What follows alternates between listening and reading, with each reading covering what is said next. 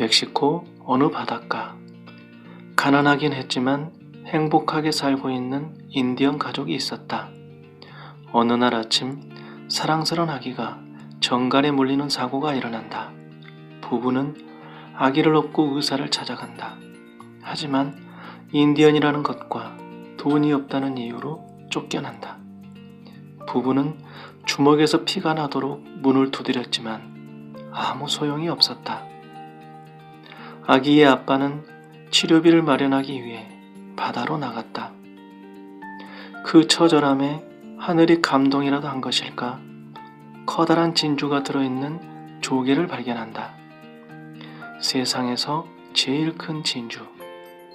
소문은 빠르게 퍼졌고 많은 사람들이 몰려왔으며 의사도 달려왔다. 돈은 숨길 수 있어도 돈 냄새는 감출 수 없다고 했던가? 그날 밤 집에 도둑이 든다. 가까스로 도둑을 물리친 남편은 다음날 진주를 팔러 나간다. 하지만 소문을 들은 상인들이 서로 짜고 어이없는 값을 부른다. 남편은 큰 도시로 나가서 팔아야겠다 생각하고 집으로 돌아온다. 하지만 그날 밤 또다시 도둑이 들어오고 격투 끝에 도둑을 쫓아낸다. 놀란 아내는 진주가 재앙을 불러오는 것 같다며 버리자고 했다. 하지만 남편은 말을 듣지 않았고 새벽에 또 다른 도둑이 들어온다. 그런데 그만 도둑을 죽이고 만다. 가족은 배를 타고 도망가려 했지만 배는 구멍이 나 있었고 진주를 훔치지 못한 도둑들은 가족의 집에 불을 지른다. 할 수 없이 부부는 걸어서 길을 떠나는데 이번엔 다른 사람들이 추적해온다. 점점 지쳐가는 부부. 동굴 속으로 몸을 숨기지만 아기의 울음소리 때문에 발각이 되고 추적자들이 쏜 총에 아기가 죽고 만다. 죽은 아기를 들쳐업고 통곡을 하며 다시 마을로 돌아온 부부. 바닷가에서 남편은 진주를 꺼내서 바라본다. 진주에서 악마가 그의 눈을 보고 있었다. 남편은 진주를 바다로 던져버린다.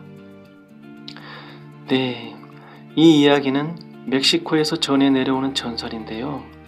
존 스타인백이 진주라는 소설로 쓰고 노벨 문학상을 받으면서 세상에 널리 알려졌죠. 아기 살릴 돈을 마련하기 위해 바닷가로 나가서 얻은 큰 행운. 하지만 그 행운 때문에 결국 아기를 잃고 말았다는 슬픈 전설. 그토록 화목하고 사이가 좋았던 마을 사람들이 진주 때문에 도둑이 되고 불을 지르고 돈 앞에서 인간은 얼마나 탐욕스러워질 수 있는가? 탐욕에 눈이 먼 인간은 얼마나 잔인해질 수 있는가? 인간의 추악한 본성과 돈 앞에서 너무나 쉽게 무너져버리는 인간의 모습. 법 없이도 살 것 같은 그토록 정 많던 사람들이 돈 앞에선 얼마든지 악마로 돌변할 수 있음을 보며 책을 읽는 내내 인간에 대한 깊은 절망을 마주하게 되지만 이 전설이 주는 가장 강력한 경고는 바로 이것입니다. 뜻밖의 얻게 되는 큰 행운은 결코 행운이 아니다. 뜻밖의 얻게 되는 큰 행운은 결코 행운이 아니다. 큰 진주는 큰 행운이 아니라 결과적으로 큰 재앙이 되고 말았는데 어느 날 갑자기 나타나는 행운의 정체는 대부분 악마의 계략이라는 거죠. 우리는 흔히 말합니다. 부자만 된다면, 복권 당첨만 된다면 정말 행복할 것 같다고. 하지만 세상은 이렇게 말하죠. 갑자기 큰 행운을 얻은 사람치고 불행해지지 않은 사람은 없었다고. 그리고 진주는 이렇게 말을 합니다. 조개가 숱한 날들을 견디고 또 견뎠기 때문에 진주를 만들어낸 것이라고. 진짜 행운은 그렇게 얻는 거라고. 진정한 행운은 건강한 내면으로부터 오는 것. 내면이 건강한 사람은 한 발 한 발 나아가는 과정의 소중함을 아는 사람.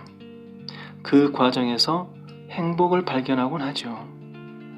그리고 그 끝엔 진짜 행운으로 작용할 큰 진주가 기다리고 있습니다. 건강한 내면을 만들어주는 자기사랑 심리 훈련. 첫 번째, 여러분이라면 어떻게 했을까요? 갑자기 큰 진주를 손에 넣었다면 당신은 어떻게 했을까요? 두 번째, 연달아 나쁜 일이 생기고 가족 중 누군가가 진주를 버리자고 하면 당신이라면 어떻게 할까요? 세 번째, 지금 당신에게 가장 큰 행운은 무엇입니까?